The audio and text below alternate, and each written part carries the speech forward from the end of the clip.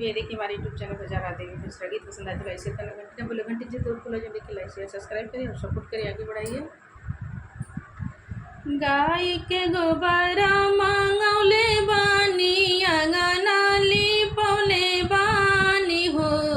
ए मैया गजय मोती चौका पुरौले बानी हो, ए मैया गजय मोती चौका पुरौले बानी हो, ए मैया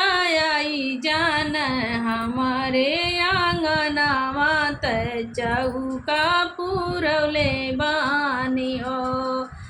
मलिया के नेवता पठौले बानी गजला मांगले बानी हो,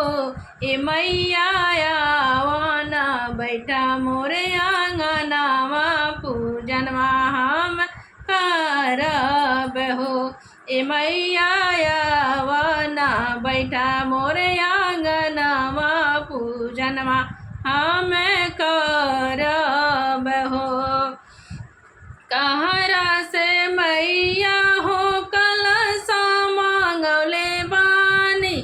चौका पुरौले बानी हो, ए मैया आवाना हमारे आंगनवा पूजनवा तुहरो करब हो,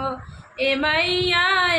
आवाना हमारे आंगनवा पूजनवा तुहरो करब हो। आवन ए मैया आवन हो, ए मैया आवन हमारे आंगनवा पूजनवा तुहरो करब हो। नवही दिन मैया तुहरो करब हम पूजनवा हो, और हाथ जोड़ी करबो सुमिरनवा हो, ए मैया चलियावा हमारे आंगनवान हो, ए मैया चलियावा हमारो आंगनवान हो। अचरा पासरी मैया कहले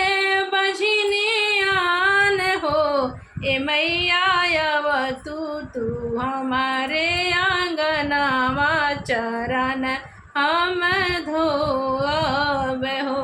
ए मैया आव तू हमारे आंगनवा चरनिया हम